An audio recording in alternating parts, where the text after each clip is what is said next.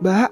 Teriakan kedua pria itu membuatku menghentikan tangan yang sudah berhasil menampar kedua pipi Mas Sandi. Dadaku naik turun seiring amarah yang masih memuncak. Telapak tangan memanas setelah barusan bersentuhan dengan kulit tebal Mas Sandi. Tak kusangka pria yang dulu aku hormati, ku junjung tinggi, kini merendahkanku dengan sadar. Dia ingin membeli seorang istri dari suaminya. "Ranum, kenapa kamu datang ke sini dan tiba-tiba menamparku?" tanya Mas Sandi dengan wajah merahnya. Aku mengambil gelas berisikan air lalu menumpahkannya dengan sengaja ke wajah pria itu. Dia kembali berteriak mempertanyakan maksud dari perbuatanku ini. "Kenapa kamu bilang?" "Aku ingin tahu kenapa aku seperti ini. Karena aku jijik padamu. Jangan mentang-mentang kamu punya banyak uang, kamu bisa seenaknya membeliku dengan hartamu." Mas Sandi buru-buru menutup tas berisikan uang yang dia tawarkan pada Sony. Tangannya begitu cepat mengemasi barang-barang yang dia tawarkan sebagai imbalan jika mau menceraikanku. Aku tersenyum miring melihat itu. Rupanya dia tidak seberani saat bicara dengan Sony. Padahal dia bahkan ingin menutupi hati busuknya. "Kenapa dikemas? Bukannya itu uang untuk membeliku," ujarku, menunjuk tas yang sudah tertutup rapat. "Tidak Ranum, kamu salah. Bukan seperti itu. Kamu salah paham." "Salah paham? Kamu kira aku ini tuli? Kamu sangka aku ini wanita bodoh yang tidak tahu apa-apa? Aku sudah dengar semuanya, keinginanmu, tujuanmu. Aku tahu, Mas. Aku tahu semuanya." Mas Sandi menelan ludahnya dengan begitu kasar saat aku berkacak pinggang dengan wajah tak bersahabat ke arahnya. Telunjukku berada di depan wajahnya yang terlihat begitu memerah. Di belakangku, Sony terus memanggil, menghentikanku agar tidak lagi berteriak di depan Mas Sandi. Namun tidak kuhiraukan. Ubun-ubunku akan terasa panas jika terus membiarkan mantan suamiku itu bertindak semuanya. Aku datang ke sini untuk menawarkan Sony agar bekerja di kantor Kunum, bukan untuk membelimu. Jangan menyangkal. Sudah aku katakan, aku mendengar semua kata-katamu, Mas. Sekarang kamu pergi dari sini dan jangan lagi merecoki pernikahanku dengan Sony. Sampai kapanpun aku tidak akan sudi kembali padamu, ujarku dengan menunjuk ke arah pintu keluar. Di sana sudah ada Nabila dan satu teman laki-laki Sony yang tengah menyaksikan perdebatan ini. "Ranum, tenangkan dulu dirimu. Kita bisa bicara baik-baik, Num.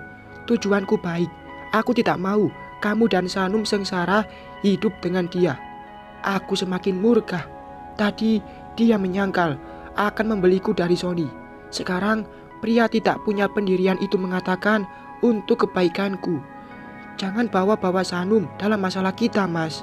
Yang harus kamu sadar, aku ini istri orang. Tidak sepantasnya kamu memintaku dari laki-laki yang sudah menjadi suamiku, meskipun itu adikmu sendiri.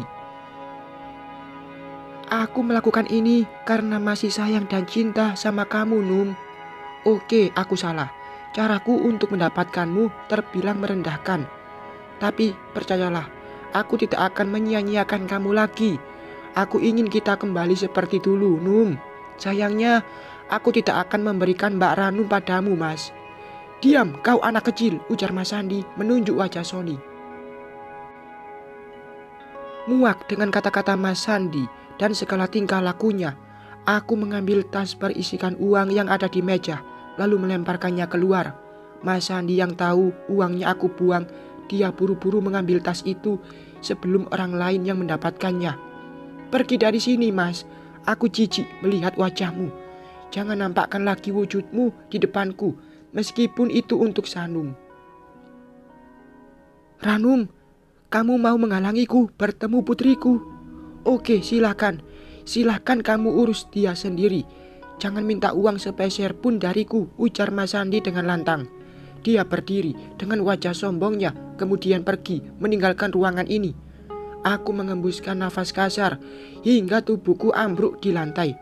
Ku pegang kepala yang terasa berat seraya memijitnya pelan. "Mbak," panggil Sony. Dia menghampiriku, ikut duduk di sampingku. Aku tidak bicara. Air mata yang tadi tidak ada justru sekarang mengalir dengan derasnya. Sungguh aku tidak pernah menduga hal ini akan terjadi padaku. Serendah ini ke aku hingga Mas Sandi dengan ringannya ingin membeliku dari Sony.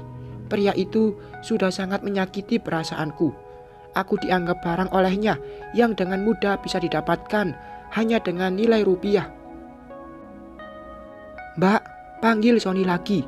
"Kenapa harus pergi dari rumah sakit, Son?" kataku lemah. Sony tidak langsung menjawab. Dia berdiri, lalu menutup pintu hingga tinggal aku dan dia di ruangan ini. "Duduk di kursi, Mbak." Sony memegang kedua pundakku, menyuruhku berpindah tempat duduk. Aku menolak, memilih tetap di lantai dengan menyandarkan punggung pada tembok. Sony mengalah. Dia ikut duduk di depanku, tidak mengalihkan pandangan dariku. Kaki terkilir yang masih dibalut perban dia luruskan, sedangkan sebelahnya lagi dia lipat. Tatapannya sendu, tapi selalu menusuk jantungku. Aku mengalihkan pandangan dengan mengusap kedua mata, kemudian kembali menatap dia, menanti jawaban atas pertanyaanku. "Kenapa?" tanyaku lagi, untuk yang kesekian kalinya. "Maaf, aku tidak pamit." "Bukan masalah pamitnya, Sony, tapi alasannya. Kamu belum sehat benar, masih butuh perawatan, tapi main pergi-pergi saja. Kenapa? Apa karena masalah biaya?" Sony diam, seraya menunduk dalam. Aku mengangkat dagunya dengan jari-jari tanganku hingga pandangan kami bertemu. "Bukannya kamu sudah janji akan selalu bercerita denganku? Kenapa kali ini tidak?" "Aku tidak ingin membebanimu, Mbak. Aku harus bisa menyelesaikan masalahku sendiri tanpa ingin melibatkanmu." "Salah," ujarku. "Jika kamu menganggapku istri, sebesar apapun masalah yang datang, serumit apapun cara penyelesaiannya, harusnya kamu tetap cerita, bukan pergi sesuka hati, membuat semua orang khawatir." "Telepon Mama, dia masih mencarimu," aku berucap tanpa jeda, seperti seorang anak yang diperintah ibunya. Sony mengambil ponsel, lalu menghidupkannya. Dia langsung menelepon Mama, mengatakan kalau dia baik-baik saja. Setelahnya, aku mendengarkan alasan kepergian dia dari rumah sakit. Seperti dugaanku, dia memang disuruh Mas Sandi untuk mencari uang biaya rumah sakit Sanum. Ancamannya, jika Sony tidak bisa mendapatkan uang itu, maka dia harus meninggalkan aku. Mas Sandi memang pintar menjebak seseorang dalam kesengsaraan. Ancaman dia membuat Sony semakin merasa bersalah dengan kondisi Sanum. Juga dia yang enggan meninggalkanku harus bisa mendapatkan uang dengan cara apapun. Lagi, Mas Sandi datang menawarkan uang dengan syarat yang masih sama, meninggalkan aku, menceraikanku. Sungguh jahat pria bernama Sandi itu. "Sanum baik-baik saja. Dia juga menanyakanmu. Kembalilah ke rumah sakit. Luka-lukamu harus diobati," ujarku. Setelah mendengarkan penjelasannya, Sony menolak. Dia ingin bekerja untuk bisa mendapatkan uang. Apalagi ancaman Mas Sandi yang enggan membayar biaya rumah sakit Sanum masih begitu hangat di telinga. Pastilah pundak Sony sangat banyak membawa beban. "Sony, kamu jangan khawatirkan biaya rumah sakit. Insya Allah kita punya uang untuk itu. Tabunganku ada kok buat bayar rumah sakit Sanum." "Aku malu, Mbak. Aku selalu mengandalkan kamu terus," ujar Sony lemah. Aku terus memberikan motivasi untuk dia agar tidak merasa rendah dan lemah. "Ini soal waktu. Nanti pun akan ada saatnya Sony jadi suami yang bertanggung jawab. Menurutku sekarang pun dia sudah membuktikan pertanggungjawabannya. Namun memang keadaan yang memaksanya menjadi pria tak berdaya masalah biaya." Beberapa saat berada di tempat ini, aku memutuskan untuk kembali ke rumah sakit. Sony kekeh tidak ingin ikut denganku dan malah memilih menunggui toko saja. "Kamu yakin bisa, Son?" tanyaku setelah mengantarkan Sony ke ruko. "Yakin, Mbak, aku bisa kok. Oh iya mbak, kalau mbak punya teman yang butuh motor, tawarin motorku ya. Meskipun agak rusak dan lecet, tapi masih bisa dipakai. Aku berdecak sebal. Dia masih saja memikirkan masalah uang di saat aku sudah beberapa kali meyakinkan dia untuk tidak terlalu merasa dibebani. Aku pergi dulu, jangan terlalu dipaksakan. Jika tidak kuat, istirahat saja, ujarku. Setelah membawa beberapa keperluan Sanum dan diriku, kulihat kembali dia sebelum mobil yang kutumpangi benar-benar menjauh. Tatapannya hampa, banyak sekali beban yang dia pikirkan. Bukan hanya tentang biaya hidup, tapi juga kata-kata Mas Sandi yang mungkin masih melekat di telinga. Sesampainya di rumah sakit, ternyata putriku tengah merengek minta pulang. Sanum menangis dengan memeluk Safira yang ternyata sudah ada di sini. Pas aku datang masih anteng, tapi setelah aku memperlihatkan video teman-temannya yang memberikan motivasi untuk Sanum, dia mulai merengek. Mau pulang, mau sekolah katanya. Jadi nyesel, Bu Fira kasih lihat video sama Sanum, ujar Safira saat aku mempertanyakan awal Sanum menangis. Aku bisa sedikit bernapas lega.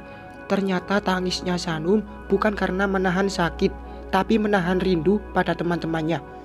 Sabar ya sayang, nanti pun Sanum bisa pulang kok, ujarku, mengusap-ngusap punggungnya. Anakku masih merengek, tapi tidak seperti saat aku datang. Dia sudah mulai sedikit tenang dan mendengarkan aku yang tengah mengobrol dengan ibu dan bapak.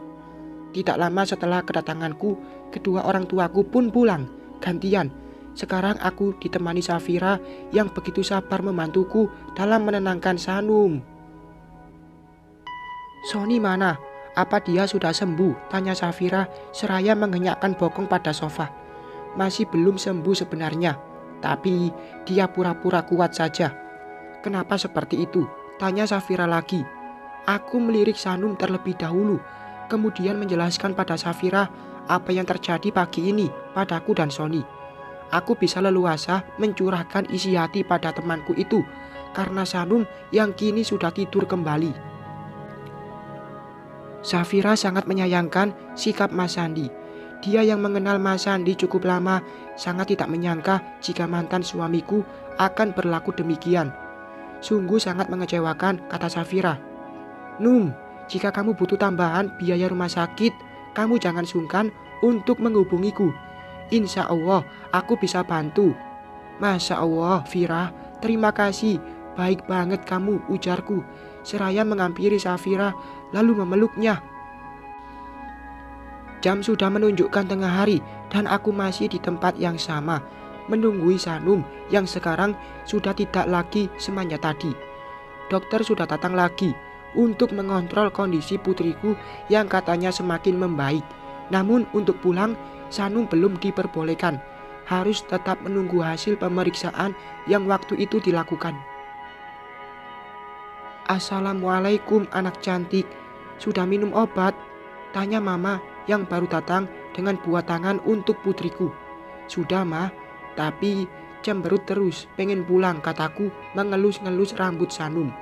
Sabar ya, tunggu sampai benar-benar sehat baru pulang.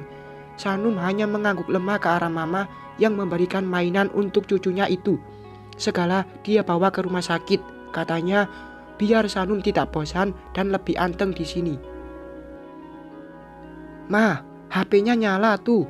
Aku memberitahukan mama yang membelakangi ponsel. Mama pun mengambilnya, lalu menempelkan ponsel ke telinga. Kenapa? Alisku mengkerut melihat wajah kaget mama. Ya sudah, bentar baru juga nyampe rumah sakit ini, ucapnya lagi terlihat kesal. Mama menyimpan ponsel ke tasnya. Setelah panggilan selesai, dia mengusap kepala Sanum lalu menatapku lekat. Mama pulang dulu ya. Katanya Sandi sakit, dia pusing sampai jatuh di kamar mandi. Oh ya, ujarku dengan nada kaget. Bersambung.